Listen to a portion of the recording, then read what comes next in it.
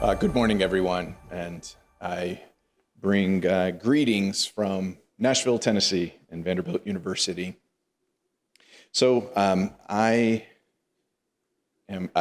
title of my talk here is What Effective School Principals Do, and what I'm going to be speaking from is a report that I was helped to author that was commissioned also by the Wallace Foundation. So Ellen mentioned the Wallace Foundation before. They're a major funder of leadership research in the United States.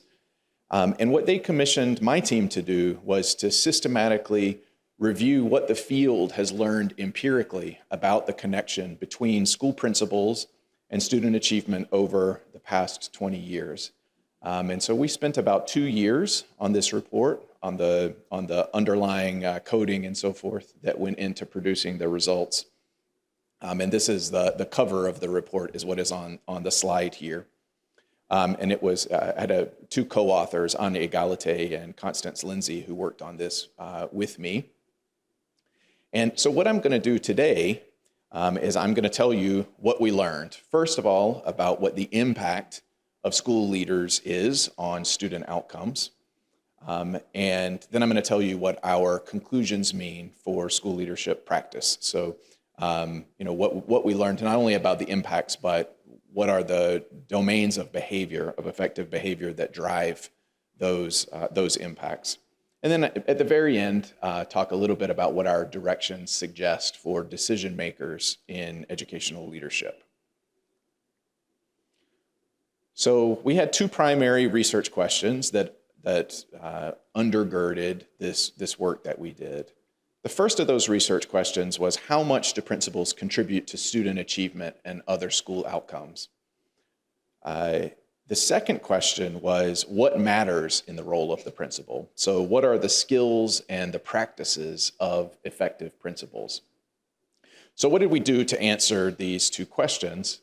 Well, we did a systematic search of research databases. And so we found 4,832 studies that attempted to answer one of these two questions. But what we didn't review, we didn't derive our results from 4,832 studies. What really the major amount of time that went into this work was on screening those studies. We wanted to focus on what is the best available evidence? What are the most rigorous studies say about the importance of school leaders and what effective leaders do? So we spent months screening these studies for their rigor and for the appropriateness of the methods.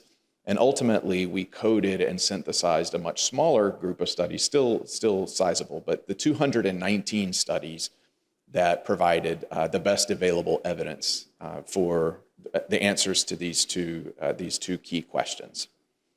And so I want to say two things about our research base before I spend some time talking through the results. And the first of those is that all of the studies that we reviewed were conducted in the United States. So these were all US-based studies.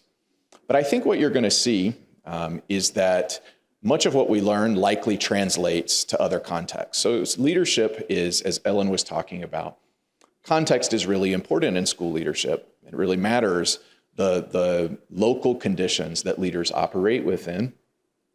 But there are some, what we're identifying are core competencies. What are the core domains that are linked to higher student learning? And I think you'll see, we can talk about this, but I suspect that what we learn translates pretty well outside of the United States.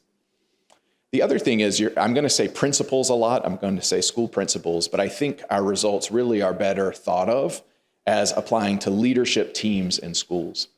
And that's partly because of what Ellen said in her presentation, the end of her presentation, that the expectations for individual school principals have gotten to be very high, and maybe too high in terms of what an individual can be expected to accomplish.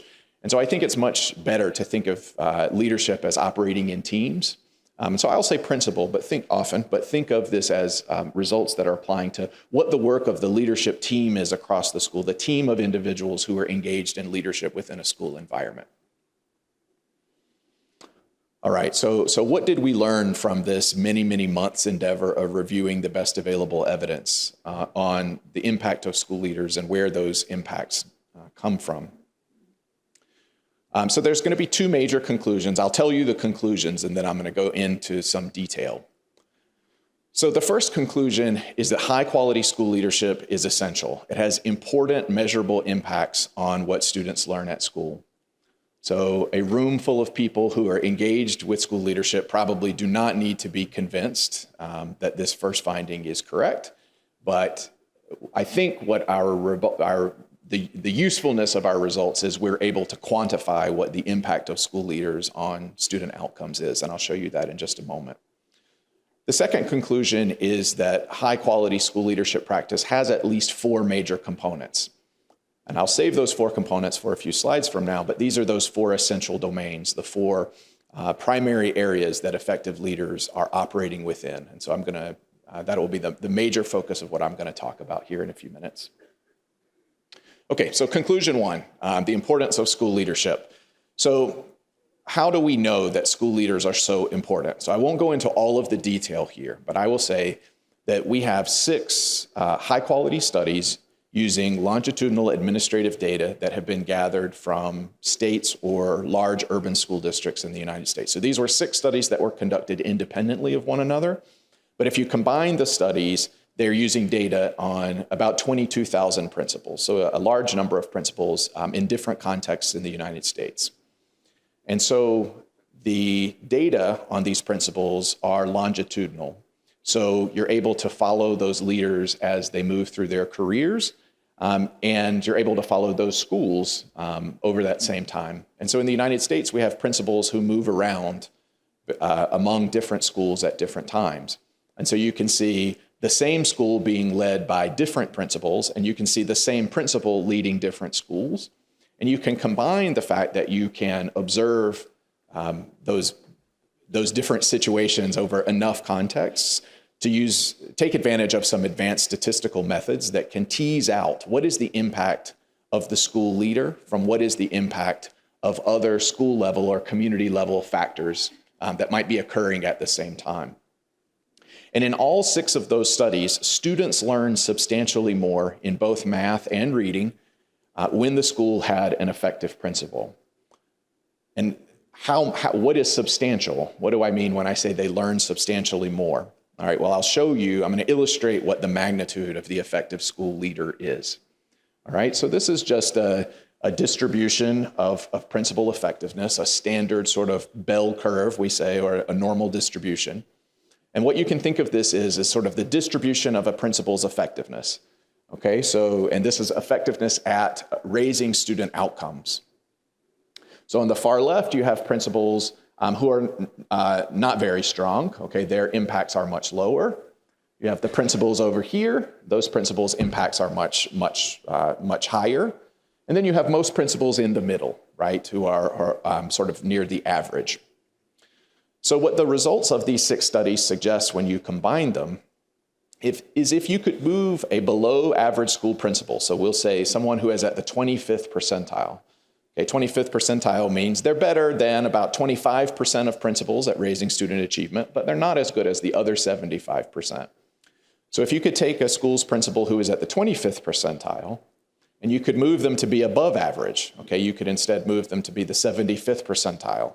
So in other words, if you could provide them with the training and support to move their performance from the 25th to the 75th percentile, the impacts on kids would be somewhere in the neighborhood of 1 to 3 months of additional learning in math and reading per year.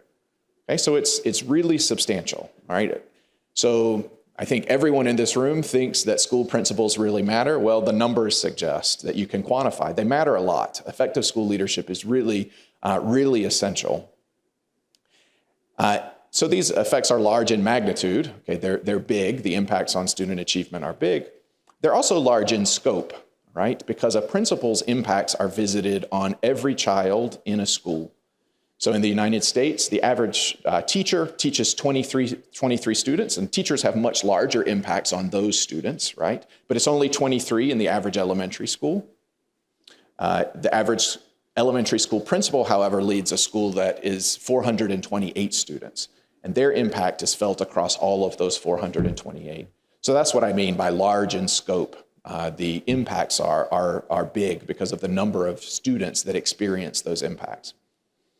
And they're also not just limited to achievement. So I talked about the achievement results, but in our scan of the research, we found significant effects of school leadership on other outcomes we care about, like student absenteeism. So students come to school more often with an effective leader.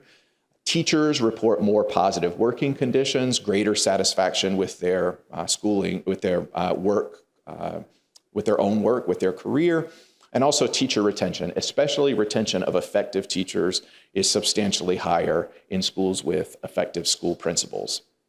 And so this leads us to conclude in the report that it is difficult to envision an investment with a higher ceiling on its potential return than a successful effort to improve school leadership.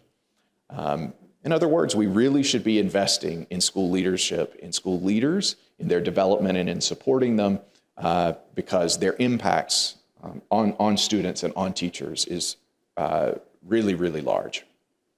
Okay, so that's finding number one. All right, so where I want to spend most of my time is on finding number two, which is these four major components. So again, 219 studies that we were synthesizing. What we were trying to do in this research work is to make meaning out of the question of all of these studies that are connecting school principals to better student outcomes. What are they suggesting about what those more effective principals know and what they are able to do, right? So the know question, what principals need to know or what school leaders need to know, is actually really tough because it's a really broad base of skills that effective school principals need. So we can group these skills, but it's difficult to be very specific about them because the skills that principals need to draw from are very broad, it's a very large set of skills that principals need. But we can group them into three buckets. So one of them we call people skills, right? So these are skills that effective leaders need for building relationships. These are relationship skills. A principal's job is engagement with other humans, right? With teachers and with students. And so they need some basic relationship skills around things like caring and communication and trust building. They need to understand human development, et cetera. Okay, so there's a people skill dimension. The second one is instruction, what we call skills for instruction.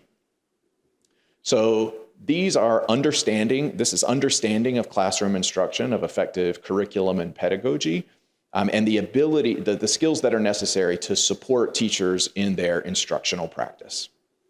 And then the third bucket is what we call skills for the organization or for leading an organization. So these are skills that a person would need to lead any organization, of any complex organization, a school, but could be, a nonprofit organization or a museum or a library or a hospital, right?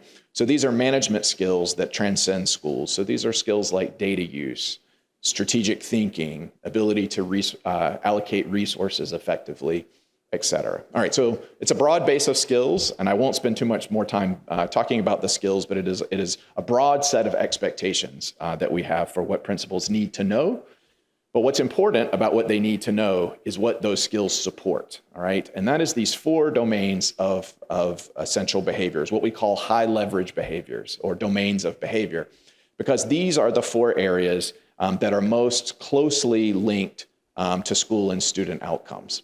So where we see principals consistently engaging in high quality behaviors in these four domains that we call engaging in instructionally focused interactions with teachers, building a productive climate in the school, facilitating collaboration and professional learning community, and managing resources strategically.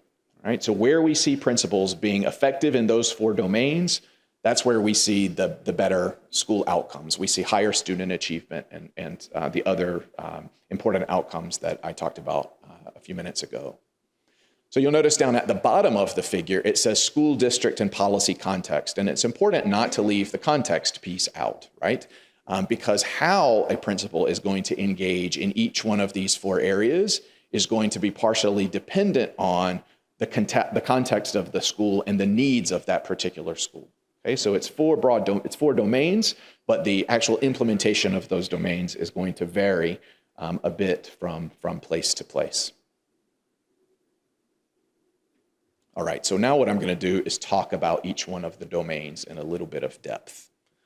Okay, so I'm going to walk through each one, and I'm going to tell you in a little bit more detail what we learned about what practice looks like in each one of these areas. So let's start with engaging in instructionally focused interactions with teachers. So the conclusion here is that effective leadership teams use data to support teacher instruction. Okay, data is, I'm going to use kind of broadly, right? Because data is evidence, right? So the evidence that you are using to make decisions about how teacher support happens in your schools. So the bedrock of that evidence appears to be high-quality teacher observations that are based on clear instructional standards or expectations. So similar, Ellen was talking about standards and expectations for leaders. Well, similarly, we have standards and expectations for what high-quality teaching looks like. And those standards are important because it gives people common language. It gives within the school, it gives the opportunity to articulate what are the expectations for what instruction should look like. What are we striving for instruction to look like in our classrooms? So if we have those standards, we have those expectations for what teachers' instruction should look like, well then a important job of leadership teams is to observe the instruction and where are the places that the expectations are being met and where are some other places where there's need for growth because the expectations are not being met. Okay, so that observation component, being inside classrooms, leaders being inside classrooms, observing rigorously is important. Then there's also what we more typically think of as data, which is analysis of student data. And so looking at what students are learning within the classroom in different areas, and what does that tell you about the areas of instructional, both what's happening that's a strength in instruction, but also where are the places that there might be additional need for growth. Okay, so both of these are important evidence sources. It's both what you observe and then also what the data tell you about student learning. And what effective leadership teams are doing is they're combining these and other sources of data to better understand the instructional environment within their schools, what's happening in classrooms. And then what do they use the data for? Okay, because it's not just understanding the evidence, it's then taking that evidence and making it actionable. And this one is really important, that where we see the high growth, the positive growth in instruction, and also the positive growth in student outcomes are places where leaders are using this evidence to inform feedback, coaching, and professional learning to build teacher capacity. So that doesn't happen by accident. None of this happens by accident, right? So if you're going to be giving feedback to teachers, you have to create systems for giving actionable feedback, right? So there needs to be space made within the school, either time to give feedback, instructional coaches who are in place, who are responsible for that feedback. But the point is that leadership teams are building out that feedback capacity. And more generally, feedback becomes a professional learning strategy that's grounded in teachers' needs, okay? And feedback and coaching is just one professional learning strategy. There are others, right? We have lots of professional learning strategies that we can use, but effective professional learning is grounded in what teachers actually need to grow their practice. And how do you know what an individual teacher needs to grow their practice? Well, you learn that through observation and through data analysis, okay? And where we see these practices sort of being engaged in at a high level is, again, where we see high student growth. Okay, so that's the first domain. Here's the second one. The second domain is building a productive climate. So effective leadership teams build school climates where everyone's focus is teaching and learning. Okay, the core business of the school is teaching and learning, and the goal is to build a climate where that core business is at the center. So what does a productive climate look like? Well, it's going to look a little bit different from context to context, but it's going to have some common markers. So one is that what we call relational trust. People within the building trust one another and believe they can rely on one another. It has a sense of efficacy and academic optimism. So efficacy means people in the building believe students can learn and they believe they can impact student learning, okay? But they have a positive mindset. They have a mindset towards student growth and expectations for student growth. And then they also have an orientation towards organizational learning and continuous improvement. So they believe not only can students get better, but we can get better. We as the adults, the teachers and leaders in this building, we can get better. And it should be our job to figure out for ourselves how we can grow our practice so that we can better impact students. Okay? So how do you get those climate markers? Well, that's the real question. That one's really challenging. So it's hard to give a prescription to say, well, this is how you build a productive climate. But what we do know is that work is going to be multifaceted and it's going to depend on the school's individual needs. And so again, how do you know what those schools' climate needs are? Well, you have to engage in ongoing evidence-based diagnosis of those needs. So you have to be constantly questioning, what does our climate look like? What are our aspirations for climate? And how are we going to get from where we are now to where we want to go, having that reflective capacity? Caring, recognizing, and valuing the people in your school building is going to be something that's going to transcend context. Being engaging in transparent leadership as a way to build trust, looking for ways to empower teachers and give teachers leadership opportunities within the school building, and then also engaging families and other partners, external partners, the broader community in the work of the school. Okay, those are some of the common elements that we see in leaders' work to build these climates that are marked by trust, efficacy, academic optimism, and so forth.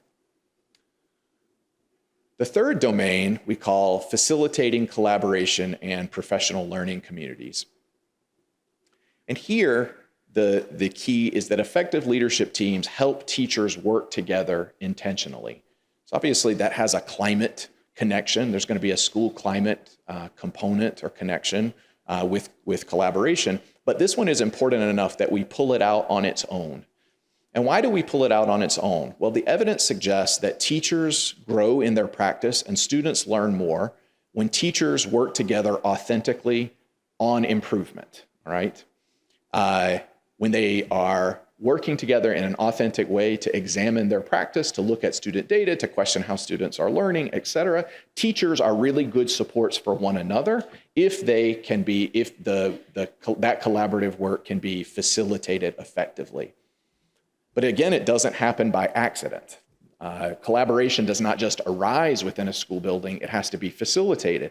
And so leaders take proactive steps to help teachers work together. They do things like establish common goals for collaboration.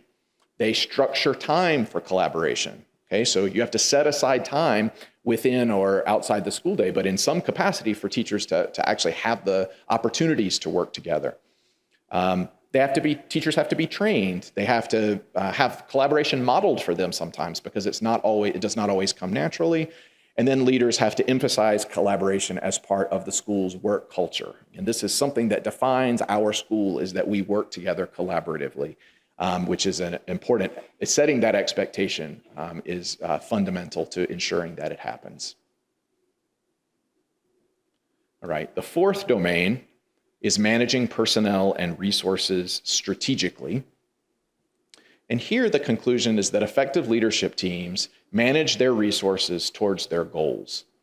So they have goals, they have expressed goals, and they recognize that they have resources at their fingertips that they then need to allocate towards meeting those goals.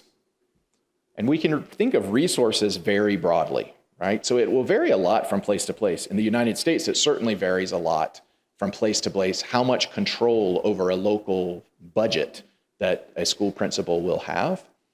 But money is not your only resource. It may not even be your most important resource in school leadership. You have other important resources. Time is a really important resource. So how do you think about the use of time within the school building so that that time is used in its most productive ways to pursue the school's goals, okay? How does the leadership team think about their own time? How do they allocate their time to ensure that they're always driving towards the school's goals? Okay, so that's an example of thinking strategically about what the goals are and how you allocate an important resource. And then the other probably most important resource that that school leadership team has is its people, right? So personnel management. And so what we find, at least in our research in the United States, is that personnel management, strategic personnel management, is especially important. That leaders need data-rich hiring processes that make good use of teacher effectiveness information. So schools that make it common practice that in teacher hiring, they are observed teachers teaching, okay, that's part of hiring. In the United States, that is not so common. And you wouldn't hire someone to be a cashier at a store without verifying that they could count money. And yet often in the United States, we will hire people to teach without verifying that they have the skills necessary to be effective in a classroom, okay? And so having data-rich hiring processes that use that information on teacher effectiveness is really important. Also, equitable placement within a school building, so ensuring that the lowest achieving students within a school have access to the best available teachers within that school environment. Is a strategy, a personnel strategy. And then finally, strategic retention that really focuses on keeping high-performing teachers, so ensuring that your best performers stay, and perhaps your consistently low performers do not stay in your school building, is also can be an important component of a strategic retention strategy. Okay, so that's the broad framework, all right? And the conclusions are, school leaders need many tools in their toolkit. They need this broad base of skills. What we are preparing people to do is complex work. And it requires intensive pre-service preparation, and it requires intensive ongoing in-service professional learning and support opportunities for school leaders. But the best available evidence that we have from this roughly 200 published studies says that if we're going to be providing that sort of intensive professional learning and support, this is where we should be focusing it if we want to maximize the likelihood that school leaders are going to be effective in their roles. All right, so then I want to mention two other things. All right, so one of those is the increasing importance of equity and taking an equity perspective in education. So another topic that we dig into in our synthesis report is the degree to which principals and school leadership teams more generally can have impacts on key student populations. So low-income students who are coming from low-income households, for example, or students with special educational needs. What is the role of leadership in trying to create, reduce gaps in opportunity between kids with different backgrounds? And what we find is that there are big opportunities for leaders to impact equity, and that some of those channels are direct, but most of them are indirect.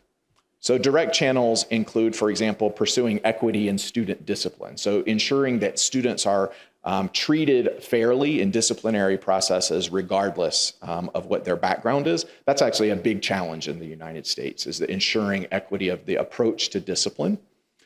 But also there are many of kinds of indirect channels that leaders engage in equity work as well. So just as a couple of examples, working with teachers to implement culturally responsive teaching practices that are attentive to the needs of kids who might be coming to them from with different characteristics, maybe from different racial backgrounds, from different immigration backgrounds, and so forth.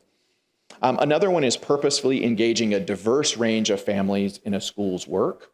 So not every family is similarly able to engage with the school. And so leaders who are engaged in equity work are thinking about how can I bring the broadest possible base of families or communities into the life of my school to ensure that they are able to participate and have input into what the school is doing. And it's not just the sort of families who always show up for everything, but how can I increase the participation even of families who, because of their work situation or their household situation, that might be less possible. So creating those opportunities becomes important equity work, just as two examples.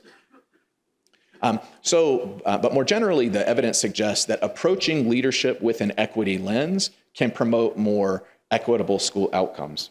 And so we can tweak our framework a little bit to put equity essentially in the center, what we call the development of an equity lens.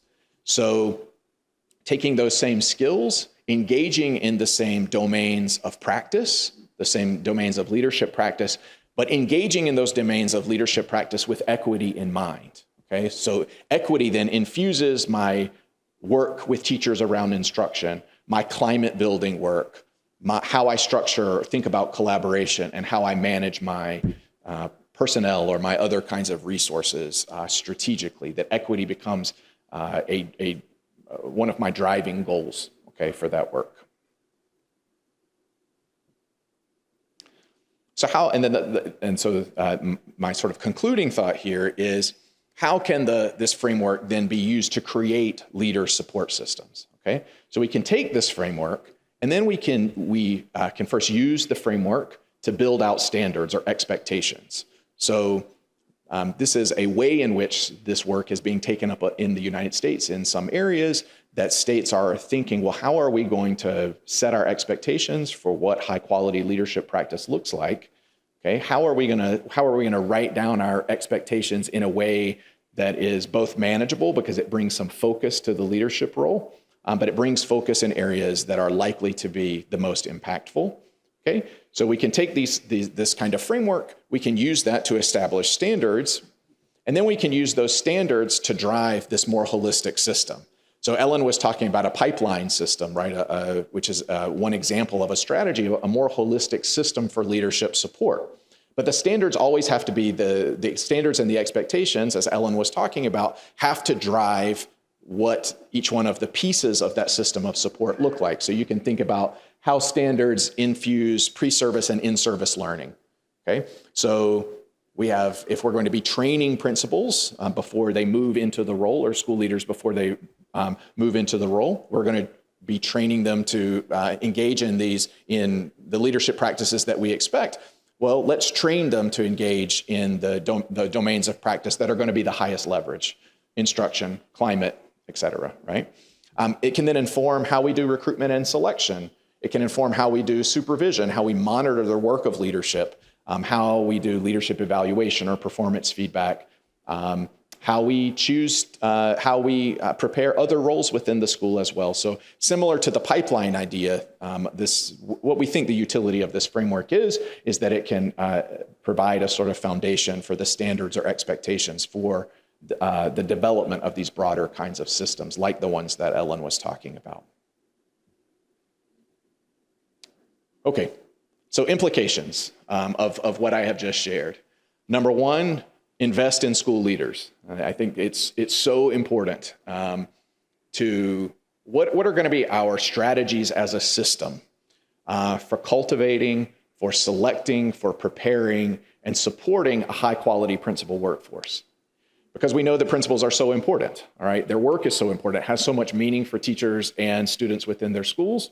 And so we need comprehensive strategies for ensuring that we have a high-quality principal workforce, and that every school and every student has access to high-quality leadership. So we need that investment. The second one is, where we're making those investments, we can really focus on high-leverage skills and behaviors. So these domains of practice that I was talking about, so where we're revisioning pre-service preparation or pipeline initiatives, in-service learning opportunities, those initiatives can have a broader impact or a more robust impact where they focus, where the research tells us that leaders can be most effective. And then last is the importance of supporting leaders to pursue equity. And principals can be effective and they can pursue equity at the same time. In fact, the goals of effective and equitable, they often point to the same practices. They're not telling principals to do necessarily different work. Okay? Because if the work is helping target opportunities for learning to your low-achieving students, that will also have, as an example, will also have spillover effects. Those same practices will also raise the achievement of high achievers. And so it's important to think about leadership work as having this key equity component. Okay, so I think I'll stop there so we have a little bit of time for questions if you have them. This QR code will this QR code will take you to the report itself if you are interested. But otherwise, I hope we have a little bit of time to talk about what I have presented. And thank you for your time and attention.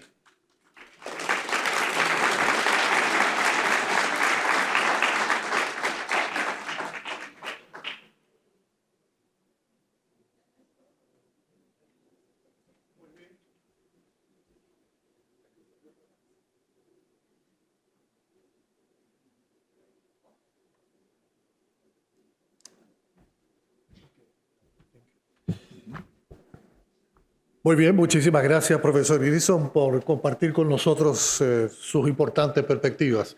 Ahora abrimos el espacio para que ustedes puedan hacer preguntas del público y que el profesor Grissom va a responder con mucho gusto.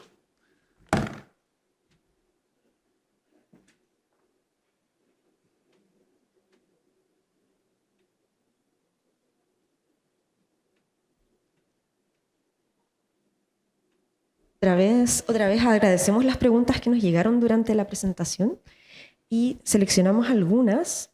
Bueno, la primera que seleccionamos acá es de Álvaro González, de la Universidad Católica Silva Enríquez, y él dice, en la revisión de evidencia, ¿cómo se diferencia la efectividad de individuos, o sea, de directores, de la efectividad de equipos de liderazgo? ¿Y esto qué implicancias tiene o podría tener para determinar las habilidades, comportamientos individuales o colectivos? Yeah. No, this is a really good question. It is can't hear the Spanish in my ear. It's too distracting.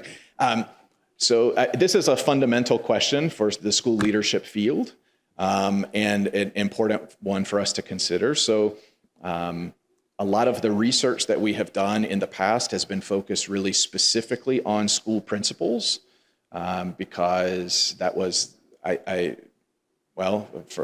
frankly, school principals used to be thought of as the leader of the school. And increasingly what we are recognizing is that leadership does not happen in isolation, but that teams of individuals are really the frame, the way that we should think about leadership practice. So, the research base that we were drawing on was focused specifically on school principals, and partly that was because the foundation that was funding the effort was interested in the impact of school principals specifically.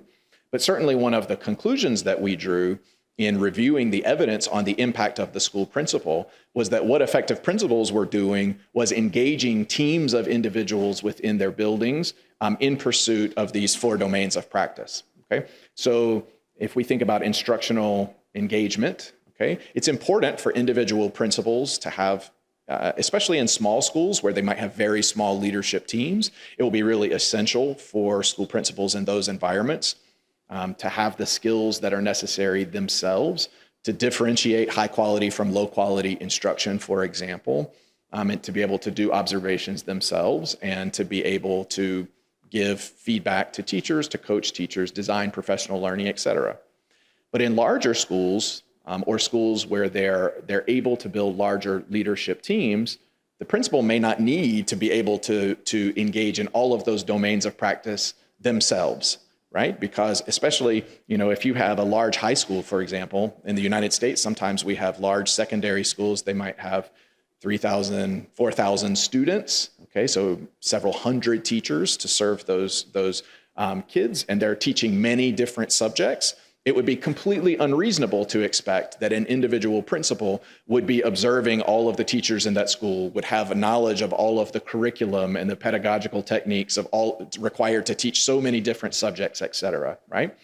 And so instead, what a principal will be doing is building out a leadership team that will help engage with teachers more specifically in their subject matter areas, for example. And so it's important then that principals have the ability to lead that work, Okay, that they have the ability to direct that team, to choose that team, to direct that team, to ensure that that team is leading that instructional engagement work at a high level, but the principal might not be doing it themselves. Okay, and so that's one of the reasons that we talk about what the importance of context of the situation of the individual school is going to be really key to how this gets implemented, right? So that leadership, these 4 domains are going to define what the leadership work of the school is going to look like. The principal is going to be essentially the leader among the leaders, but may not necessarily be engaging in each one of the individual practices themselves across the school year. Gracias. Tenemos una segunda pregunta de Montserrat de la Universidad del Desarrollo y ella dice que pareciera que estos componentes abarcan todo, que al director se le pide que haga muchas cosas. Entonces, tomando esta idea de las ganancias tempranas, ¿por qué componente debería partir un director que aspira a mejorar su liderazgo? Y hace una segunda pregunta que es, también, ¿qué componentes podrían parecer importantes pero quedan fuera del modelo? O sea, parece ser que los directores le tienen que dedicar menos tiempo.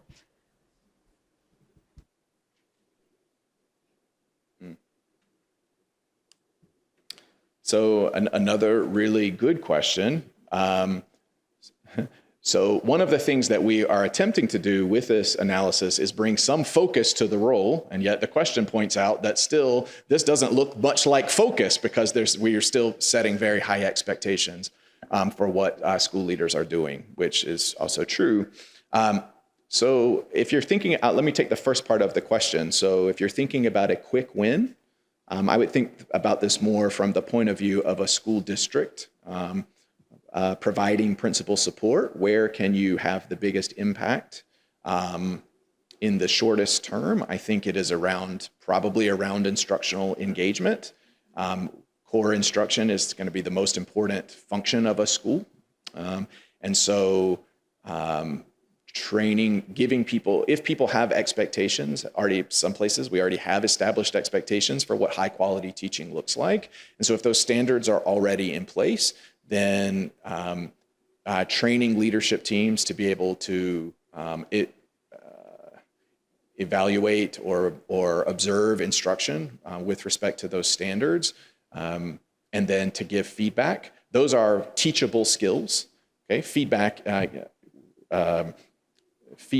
is a skill that people don't necessarily have, but actually how to lead a good feedback conversation is something that you can be taught in relatively short order. So I think in terms of quick wins, like really a focus on instruction is helpful. But there's some other pieces around collaboration, for example, establishing collaborative structures that I think can also be a quick win.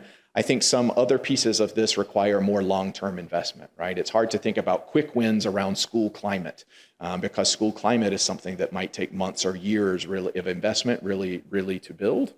And then the second part of the question is what is left out or what else might be important that's not within the framework. I think there are lots of things. So we're focused specifically on what the research tells us links school leaders to student achievement, really student achievement outcomes.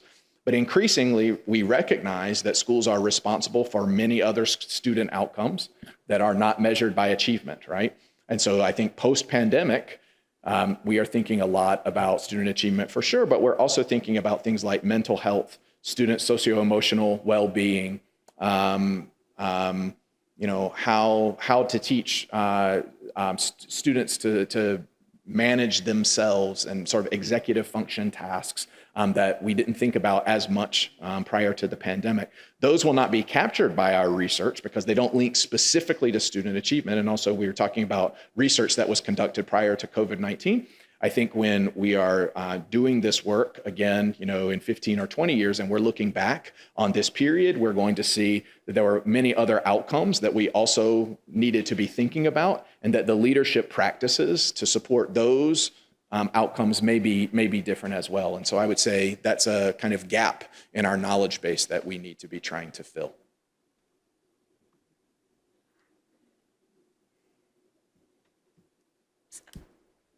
¿Se escucha? Sí. Muchas gracias. Tenemos tiempo para una o dos preguntas más, así que acá tenemos una que dice, que es de Diego Acevedo del Colegio Tomás Morus, y dice, como recomendación para directores o líderes escolares, ¿qué deberían dejar de hacer para empezar a construir un clima más productivo?